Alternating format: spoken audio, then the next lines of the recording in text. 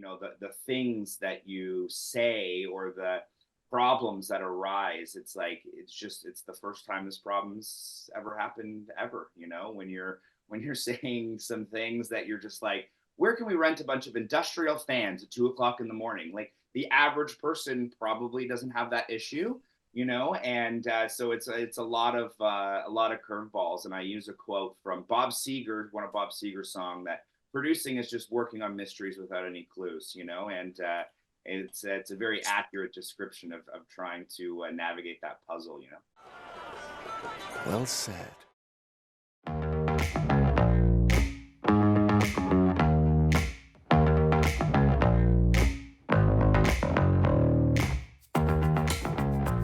Haunted hotel? Check. A revered director? Check. Zombies? Double check. Because we're talking movies. We're talking The Beyond, starring a bunch of people's names that I'm going to fuck up.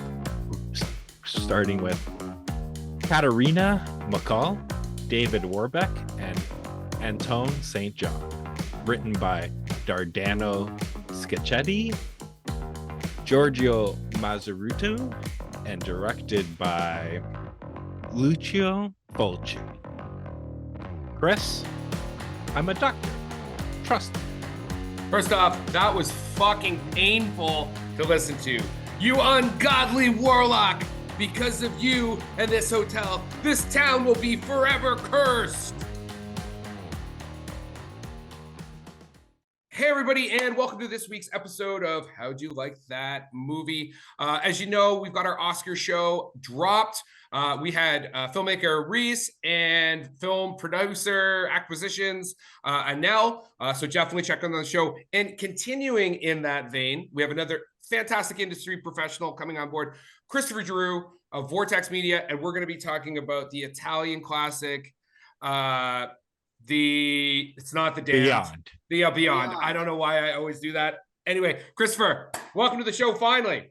Thank you so much for having me. I feel like it's such a long time coming, and super honored to be here tonight. So before we get into the show with this, I mean, anybody who's into cult films probably already knows this film. It is a piece of classic Italian genre. Why don't we do the shameless self-promotion, and then we'll lead right into kind of your Dewey Cox. Christopher Giroux's got to talk about his whole life before we do this podcast. So take us away, man. Well, I'm Christopher Giroux. I'm the SVP of production at Vortex Media and Vortex Productions, where we kind of operate more as a boutique studio and do about 5 to 8 pictures a year, ranging from cool horror flicks to anything for Jackson, all the way to cool Christmas flicks like Christmas Island. So we do kind of everything in between as well. And Vortex works as a production company and a distribution company, though I specialize just on the production side. We also distribute movies as well, everything from a telefilm talent to watch movie all the way to Nick Cage's newest movie. So it's super exciting because every day is different, every project is different, and it really feels like all the projects that we produce are really high quality. So it's really nice to be attached with a company that really prides itself on putting out good movies year after year, and whether they're TV movies or traditional narrative features. It's been a ride for the past 5.5 years working at Vortex. So, but you do like, I don't know, you can call them like Hallmark style movies. Sure. You do have a body of work. Yeah, TV Christmas movies. Yeah, TV rom-coms and things like that for sure. But that is not where you cut your teeth. That is probably about as far away as from where you started. It's the polar opposite of where I started. I started being like a massive horror fan and started in horror, and was working at a company called Black Fawn Films and Breakthrough Entertainment, where we produce kind of a slate of 8-picture genre films over a course of a couple of years. And that's really where I got to cut my teeth as a producer and an indie filmmaker, and really kind of get into the horror scene as well, which was just a fantastic, learning opportunity and just like a creative breeding ground for cinema, really, just because these films were, they're low budget, but they were willed into existence from blood, sweat, and tears by myself and by Chad and Cody and Jeff Mahar. And so it was a wild stretch. And then making a transition to underground horror cinema to making, TV Christmas movies and TV movies, was a big jump. I did my first TV Christmas movie called Learning to Love Again, and I remember going up to the lead actress the week of, and I said, "This is a very bizarre moment in my producing career because no one dies in this movie, and it was definitely a first for me to produce a project in which nobody dies, and I don't have fake blood on my sweater and pants when I leave set. It was just like a fall harvest movie, but." I think what made me, really kind of fall in love with, not just horror and cinema and TV movies, but that dedication to just making a good movie. And, I think that a lot of the TV Christmas movies, have a bit of a stigma, and I'm allowed to say that because I make them, that they have this kind of aura that they're less than. And, there's a lot of movies that are, and they're really phoned in. And I think the approach we take, whether we're doing a cool horror movie or we're doing a Christmas movie or a rom-com, the approach is the same. I always like to imagine that Martin Scorsese's like behind me, like hitting me with a little ruler saying, make this Christmas movie better. And we try to go for that real cinematic touch. So it's fun to kind of jump between genres. And I think that's where, ultimately the most joy for me as a producer comes, because, sometimes you're saying, we've got this, crazy ghost on stilts. And the other time you're saying is we don't have enough Christmas trees, but there's always a new problem. And it's cool when the genre's, so different all the time, because you get to flex different muscles and you get to, think about things a little differently, So, I mean, speaking of Black Lung Films, that's Chad and Cody. They're also Ontario, Canada, Southern Ontario, KW people. You're in Hamilton, I believe. Chad's in Hamilton now with me. We're just a couple streets apart, and we love it. Yeah. Do you guys have the best Halloween decorations, or? Stellar. We go back and forth. We live so close. We joke about getting like a tin cup and a string, and we love it. We get to see each other, and we have this little indie movie theater right by our house that's called the Playhouse, and we saw like Evil Dead and stuff together because they get re-released all the time. So it's fun, having a horror fan so close. Are you, I think, is it tonight that they, and by tonight, I mean a week after people are hearing this, My Bloody Valentine, I believe they're doing at the Playhouse. A couple days ago, I was there with George Mahalka, the director is a friend of mine, and his amazing wife, Susan, and we attended. We went to the screening. I did a movie with George about 6 years ago, and we've been friends ever since. And to see the movie, the uncut kind of 3 extra minutes, director's cut, and to hear George talk after, it was phenomenal. It was amazing. And this is the original, like, My Bloody Valentine, not the remake. The original, the OG, one of Tarantino and Eli Roth's faves. And, they shot in Nova Scotia, and, he was walking us through kind of that production and stuff like that. And just fascinating, how they were able to pull that movie off. So before we get into like you specifically and how one ends up as a producer, do you have any like go-to stories about production? I think it's always great to have filmmakers on to just talk about, like, I don't know why anybody actually wants to be a filmmaker most of the time, because it's awful a lot of the time. Listen, I don't want to ever come off as jaded, but I'll tell you, it's a very tough job, and I think that, a lot of people, think it's probably pretty fun and glamorous. And I think for, those very select few who are, mega celebrities, I'm sure it is quite fun. Making a movie is very challenging and very, very hard. And there's so many moving pieces and parts and things to consider. Those things are consistently changing and evolving. And so it's, to have a kind of a North Star to follow, you really just have to kind of trust your gut and kind of go into it, but just, so many stories jump to mind. But I take a very hands-on approach when I'm producing and when I'm involved in kind of a movie. And, it's very often you'll see me either decorating a Christmas tree or hanging Christmas lights, or in our most recent horror movie, I was operating all these fog machines and hazers.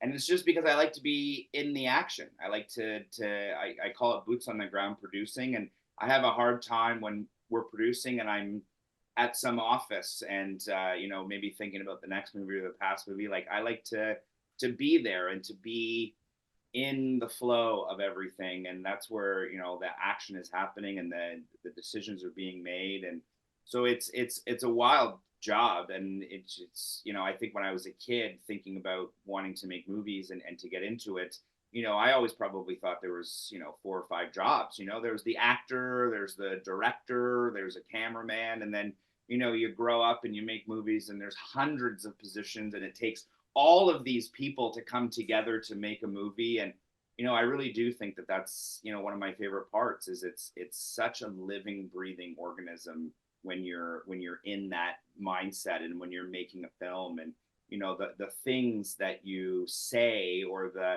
problems that arise, it's like, it's the first time this problem's ever happened ever, you know, when you're saying some things that you're just like, where can we rent a bunch of industrial fans at 2:00 in the morning? Like, the average person probably doesn't have that issue, you know. And so it's a lot of curveballs. And I use a quote from Bob Seger, one of Bob Seger's song, that producing is just working on mysteries without any clues, you know. And it's a very accurate description of trying to navigate that puzzle, you know. Well said.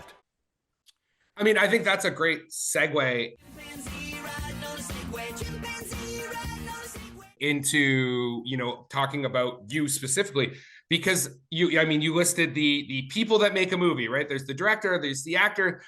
I don't think most kids are like, when I grow up, I'm going to be a Hollywood producer. So how did a genre guy, first off, end up being a producer? Like, yeah, it's I've ever since I was you know, a very, you know, little kid, I was, you know, very obsessed with movies and toys and action figures. With whoever's watching this can see behind me Planet of the Apes toys and Star Wars toys. I was always just into movies. Like, I can't remember a period of my life where I didn't want to make movies or get into movies or watch movies. It was just obsessed since day one. So that was always the focus. When I was in, you know, the 6th and 7th grade, you know, I was filming skateboard videos or, you know, little action figure videos and things like that. And when I transitioned into high school, you know, fortunately they had a lot of media studies classes and different things. But very early on in high school, I knew that, you know, being on set was where, you know, I had to be. And, you know, as I grew up in Burlington, Ontario, so, you know, not too many movies shot in Burlington, Ontario that you can kind of jump into. You know, we're most famous for the ending scene of X-Men, where they're fighting on the Statue of Liberty, and you can see crowd shots of people next to a chain link fence. That chain link fence is in Burlington. You know, that's pretty much our claim to fame. But oddly enough, there was a lot of opportunities to work in production if you really kind of thought outside the box. And very early on, and I ended up working for, you know, various kind of odd jobs here and there. I shot a weird horror film in Hamilton when I was 16. I was the camera operator. And, you know, I got to go on tour, oddly, with a Christian kids band for a while, which definitely, you know, wasn't my bag, but it was a fun gig when I was, you know, in high school and, you know, flying to LA and stuff like that to do projects when I was only 16. So I really immersed myself into production very, very early on, and, you know, was actively, you know, making movies and contributing to projects when I was, you know, as young as 15 and 16, which was, you know, super great. You know, I was working on TV shows and I was traveling, and, you know, my parents were super supportive of a 16-year-old, you know, traveling Texas for 7 weeks. And, you know, I just got all these opportunities when I was super young, and it kind of just blossomed from there. I ended up going to film school and took my post-grad at Sheridan. And then I had my security clearance for a while, and I was doing videos through the United Nations and different prime ministers. And, you know, I got to work with Oprah, and like, it just kind of grew from, you know, this guy making kind of horror movies in his basement in his backyard to, you know, really working for various production companies across Canada. And when I kind of lived in Ottawa for a bit, and kind of when I came back, you know, I started working on some music videos, and those music videos happened to be produced by Black Fawn, and kind of got in with those guys. And, you know, there was another company up in Collingwood called Foresight Features, who did projects like Septic Man and Ejecta, and I got an opportunity to jump on those projects, and things just kind of kept going and kept being busy. And I was very determined to just consistently work in production. get out there as much as I could. And whether that was in camera and lighting, which was where I spent the first half of my career. And as I slowly kind of transitioned from, the camera operator to the production manager to the associate producer to the producer, and doing so many back-to-back productions in Canada, I slowly rose to working at Vortex as their SVP of production. And now I've done between producing and production management, I would say in the 50s of films, 52, 53 features, and still, I have 6-ish in development to try to shoot this year as well. So, yeah, it's been a wild ride, and every day is a little different. And to work in different genres and different aspects of film, and try my hat at DOPing and directing as well as writing a little bit. But producing is really where I kind of just fell into it, and I just was really wanting to be at that center where the films were being thought of, and it was in its creative infant stage. And that's really what attracted me. Like, how do I get to bring this to life? And, how do I will this from written words onto a page into existence? And, that was always becoming very exciting for me. And I just got more opportunities to produce and to kind of run projects and kind of run slates of films. And I just wrapped a feature just a couple weeks ago, just about 10 days ago, called The Voices of Our Mother. So it's been a crazy ride, So you said that you spent some time in Ottawa. So did you ever work with Brett Kelly? No, it's oddly enough, we've become friends since, but I wasn't in Ottawa kind of at the time. And we met only when I left Ottawa, but he's such a great dude, and I love his flicks. They're awesome. Yeah, he's kind of like a Roger Corman kind of cat. You know what I mean? Yeah. And because when Drownsman came out and Antisocial came out and stuff like that, he had movies that were kind of playing like a similar circuit. So I saw him at Shock Stock or Buffalo Dreams in Buffalo, or Bits, Blood in the Snow. So we always kind of were having movies released kind of in and around the same time. So I got to see him on the film festival circuit quite often. Hey Scott, you still in the show or what? I am. That's the thing when we have guests. I like sitting and just like sitting under the learning tree, right? I'm learning. Like the thing that I'm super impressed is like how you're saying like you've been doing this for so long, but it just like your enthusiasm for it doesn't seem to die, right? Like some days there are days that it is dimmer, I'll tell you, but no, I just love it. I've always loved it, and it's a really exciting industry. It can be very tough, and there's lots of rejection and disappointment and things like that, but I get to work with such amazing people. I work with my wife quite often as well, and we've done a couple films together as well, and I get to work with so many of my close friends, and so many of my close friends work in production that I'm not necessarily a part of that production, but just as a cheerleader for them, and that they get to reach out and say, I'm working on this, or what do you think of this and stuff. So it's just a really creative, fun job. So I'm still sometimes pinch myself to say, I can't believe I have such a cool job day in and day out. So I noticed that I'm looking at your IMDb, you worked on, is it Immortal?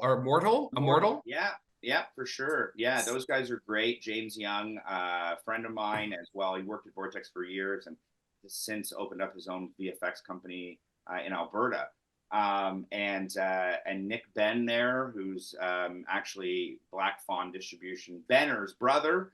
So a lot of synergy there. And Dave is a Hamilton local, and he's helped us out in a lot of productions. And they reached out to me. They already kind of had everything ready, and they were looking for kind of more some horror mentorship in a sense, some press releases and stuff in the horror kind of direction. So kind of jumped on board to help them, and we had an amazing screening at the Hamilton Film Fest last year, which was so great to see them. They willed this movie out of existence, and made it for a shoestring, and it turned out fantastic. It was a really cool experience.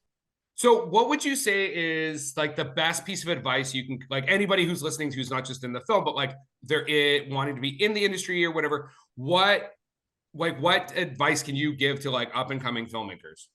Yeah, the advice I always kind of go back to is all about budget. And I think that, most people think that if I could only get $500,000, $1 million, $10,000, if I can only get that, I can make this movie successfully. And the more movies I make, if you have $1 million, you need $2 million. So just to get that right out of the way already, that you're never going to magically land on this number where everything just becomes easy, because the project is automatically ambitious. So if you are making $1 million movie, in your mind, you're making a $2 million movie. So you're never going to have enough budget. So just the moment you can break free of that and to start to come up with ideas, to not say, oh, you're trying to cut all the expensive parts out of the movie. It's like your ambition and your ability have to kind of meet, right? Like reality has to kind of check in. And to make a movie as cheap as you possibly can, but have the best movie you can make at that cheap price point, is really where the best movies survive and live and thrive. Because when people are saying we just need this money because we want to crash this car, there's probably a creative solution that still has the same intent, that isn't as expensive. And you can start to scale back the movie, where you have the producer, or the money, I'll say, is pushing on one side and the creative is pushing on the other. The good movie lies in the middle.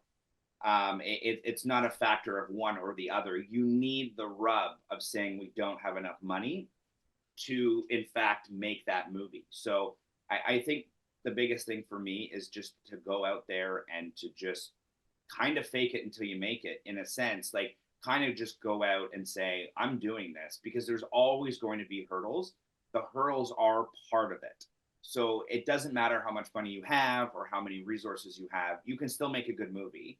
You just have to creatively find the things that are very important and stick to them and kind of anchor yourself in that, and then move forward. Because just because you raise more money, it doesn't mean you're going to make that money back in the end. So to keep a movie at a very modest budget, but a very simple concept, and I always say, if you can explain it in 25 words or less, it's probably a really good movie.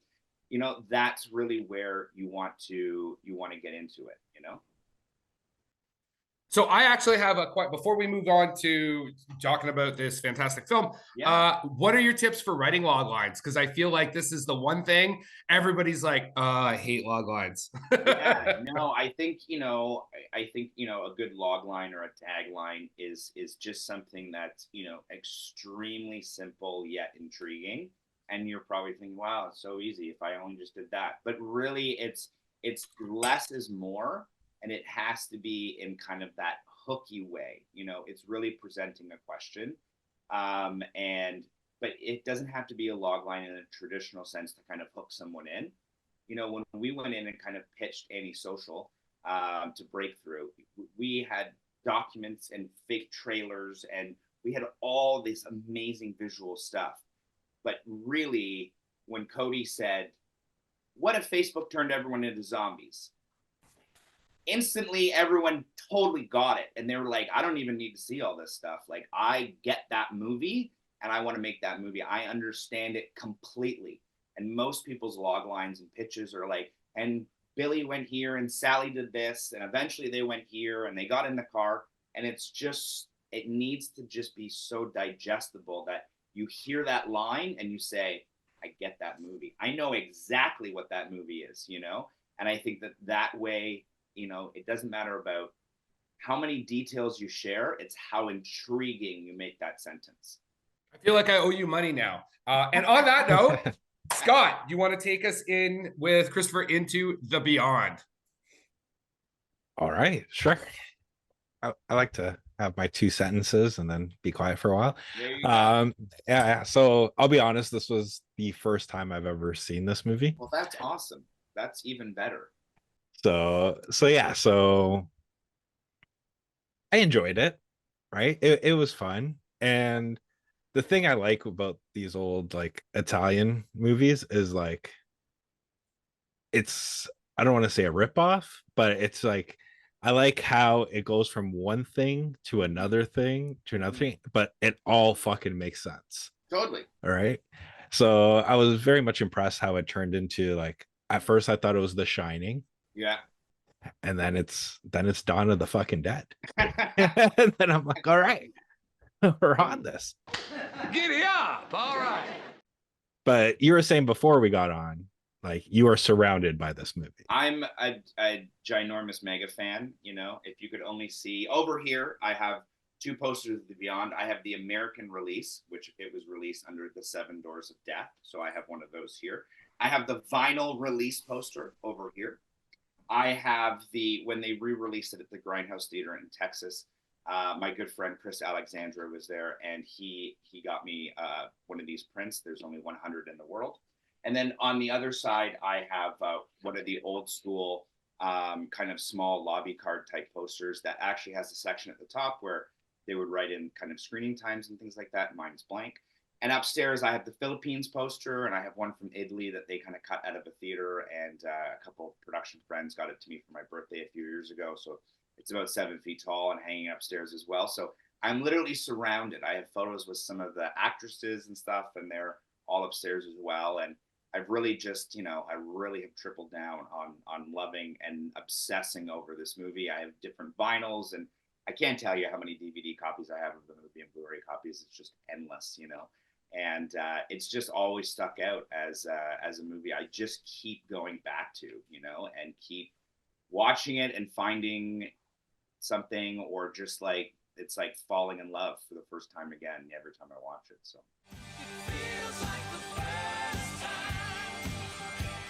So when did you originally fall in love with this movie? I saw it, I think I was in the 9th or 10th grade. I watched it at a sleepover. And were you at Eli Roth's sleepovers or something like that? Because this is the story that he tells on him and or Quentin Tarantino, Roger Avery's podcast, about like he was that guy that like was playing horror movies at his sleepovers, and the kids were getting like traumatized. Yeah, we there was a bunch of us kind of in the 6th and 7th and 8th grade. We were having sleepovers in each other's basements and watching, endless horror movies. And I just still remember like friends' moms yelling down, like, what are you watching? And we're watching like Evil Dead, and we're like, nothing, and it just, we did this all the time. We watched so many movies that were, way too advanced for grade 6, 7, and 8 to be watching it, but boy, were we hooked. And in high school, I remember a friend getting a copy of The Beyond. It wasn't available, I don't think, in Canada anywhere, and he got it from this place in Texas because Tarantino was talking about it, and he really brought it to North America. Really, like, his company kind of released it first. And so we got one of those copies when Tarantino kind of had this like Tarantino Presents line.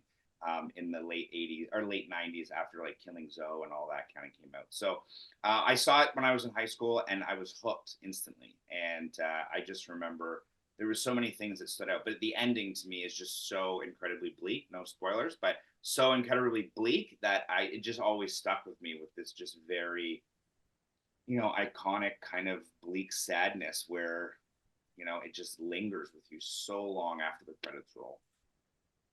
Now, doing the research for this film, this is part of a trilogy?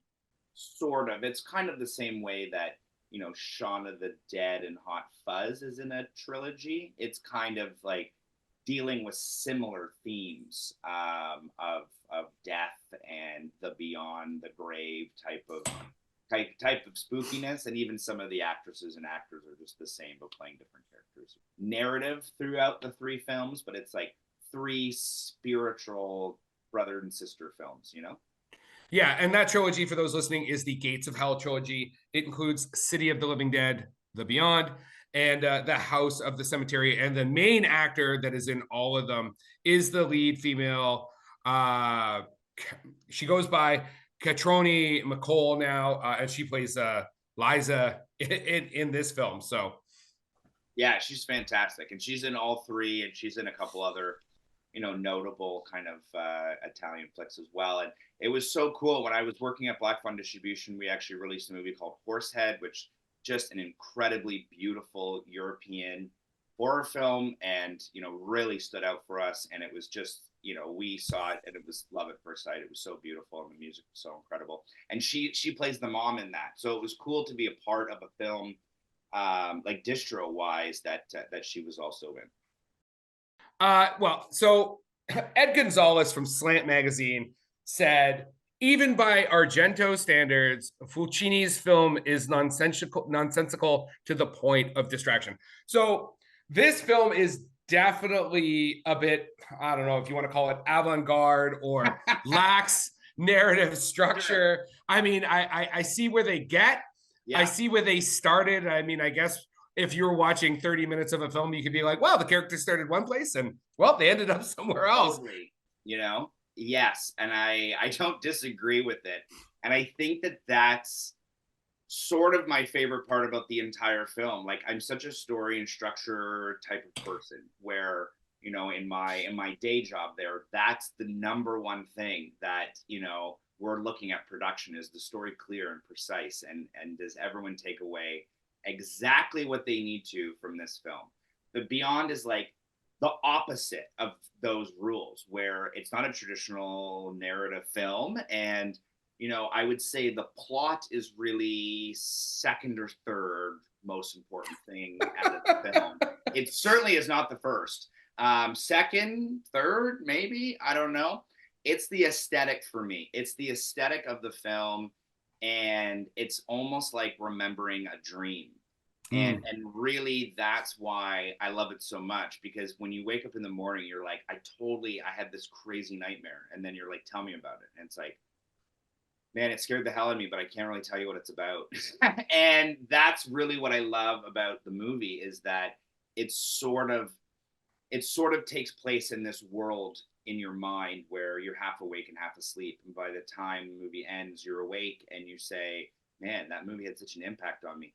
Can't really tell you what it's about though, but man, it really had an impact about me. And I think that that's what made, to me, such an impact, is that it sort of threw out that like story beat and kind of just went with this vibe. And I think that I really picked up on that vibe, and I can see why others would say it's very confusing plot. And you know what? It is, but it's scarier when you just go on the ride, and it's more enjoyable when you kind of just embrace that it's sort of weird and sort of kind of like remembering that dream, you know?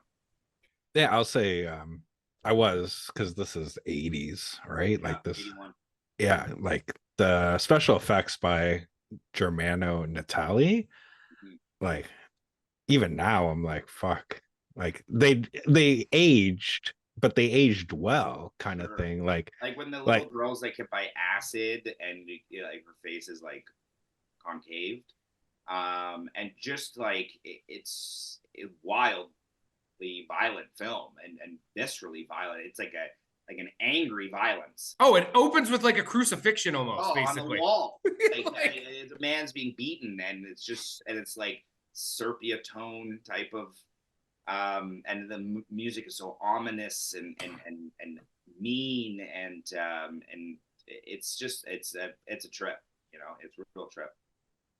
Yeah, if we're going kind of spoilers, there's two scenes that I really fucking enjoyed. One is the dog scene where it, like it's going attacking, and then it's like it just has the calm, right? And you think everything's okay, and then all of a sudden it's just like turns it right into like fucking 360. Yeah. And then the other one that I really enjoyed, and I don't know if this was done on purpose or not, but I just think it was like lightning in a fucking bottle, where that third act in the hospital, where the guy's like, listen, I'm a doctor, I think of things scientifically. Yeah. And then like the zombies come, and he's like, chest shot, nothing happens, headshot, and he's like, okay, zombie goes down. Next one, he's like, all right, let's go 3 chest shots. And then we're gonna do the headshot. Yeah. So I was like, that was amazing. It's like he is scientific. He wants to see how many chest shots it takes to get to the head. You know? And that scene is so chaotic, you know. I think the what is really cool about that is that, you know, you're sort of in a, you know, the hospital kind of roaming around, and it's so chaotic. And because again, that traditional storytelling is, you know, second or third, the villains can come from anywhere because they're not motivated from coming from a specific place. So it's just like this overbearing amount of there's no hope, and I think that a lot of these movies, especially modern films or shows like The Walking Dead that deal with zombies and stuff like that, there is an element that our heroes will be okay. Even if you think of the original ending of like Dawn of the Dead, like there is that hope that maybe the helicopter crashed, or maybe they didn't make it very far as soon as they landed, but there is that feeling that like I think those kids are going to be okay, but not with this movie. Like this movie, as soon as the third act hits, and like it's just an overwhelmingly wave of random violence from monsters that can't really pinpoint their origin.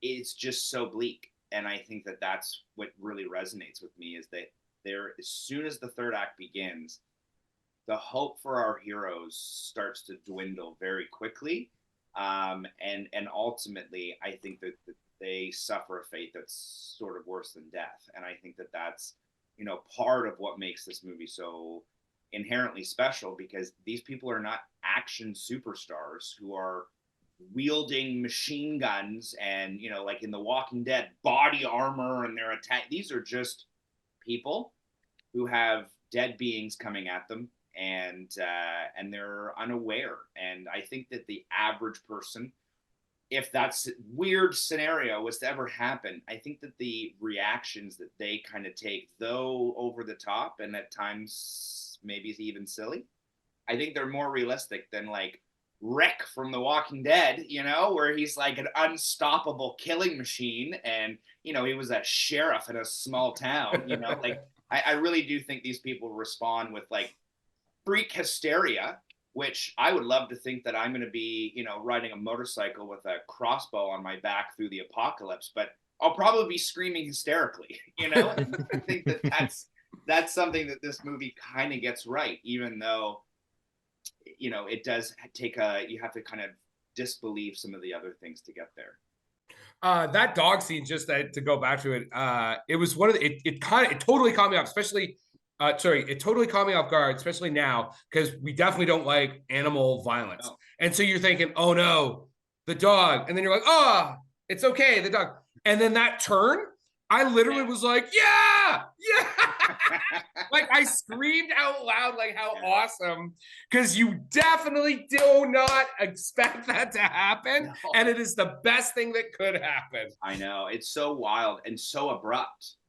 And again, because story is second, you can do these things that are so abrupt and really take the viewer on a trip, because you really don't know, especially with a movie like this, are you going to go left or right? And then sometimes it's like it's not either of those options, it's something it's crazy. Banana.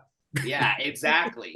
So yeah, that dog scene to me is it's so odd, and it's shot so uniquely, and it's such a jarring scene. And it's violent. Like it is violent. Yeah. Fucking violent. Yeah.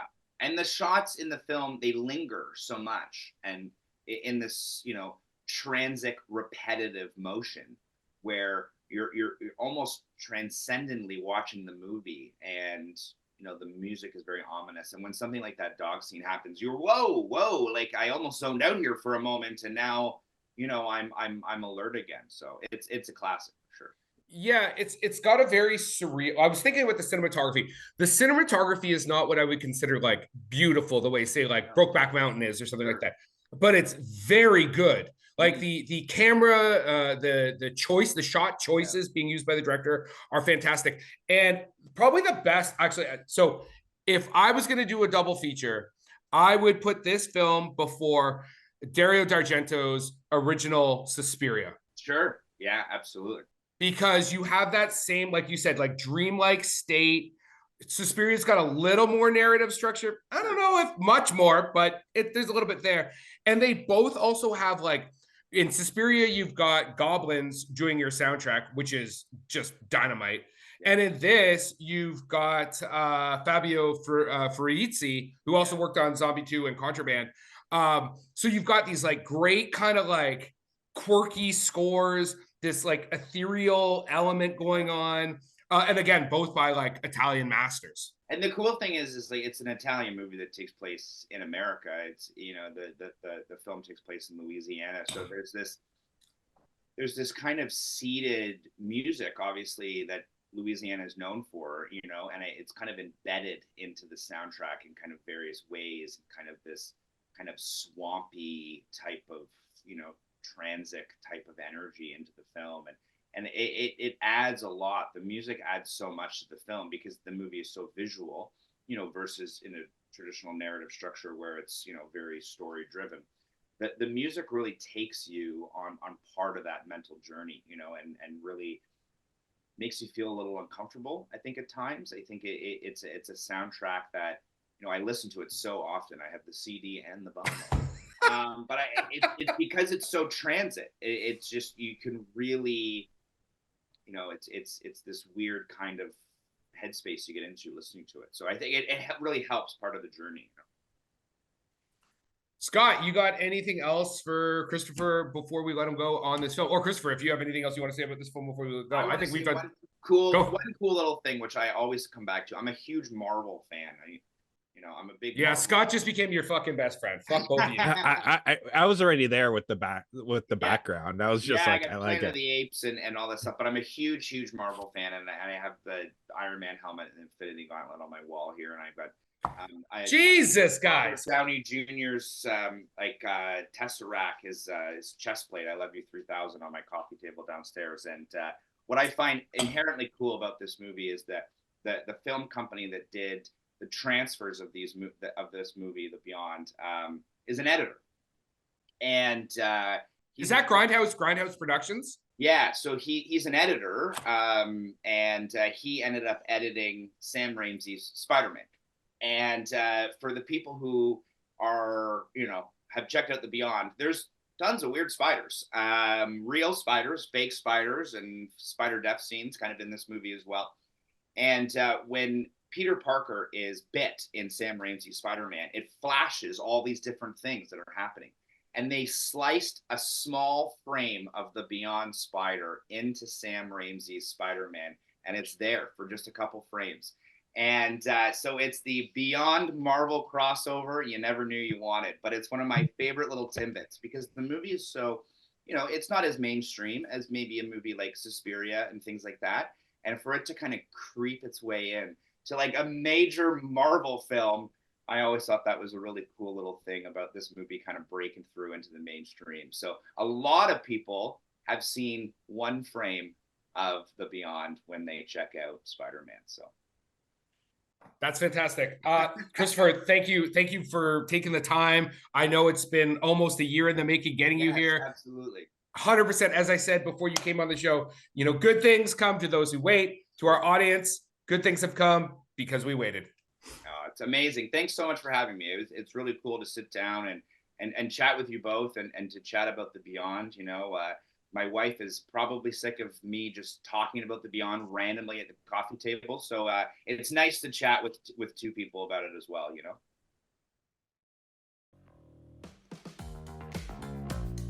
And that is our wrap for the day. Please like and subscribe to this podcast. Tell your friends. If you want to get a hold of us, reach us at the www.howdyoulikethatmovie.com.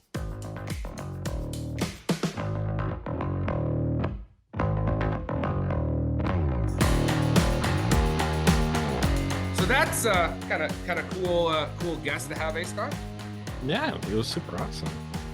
So one of the things I didn't get to bring up, the Beyond, it has a 68% from critics, 75% from the audience. It was made on a $400,000 budget, made about $400,000 box office. I'm assuming this film made other money in VHS releases. Production by Rod Shaver, Vader Monkey Productions.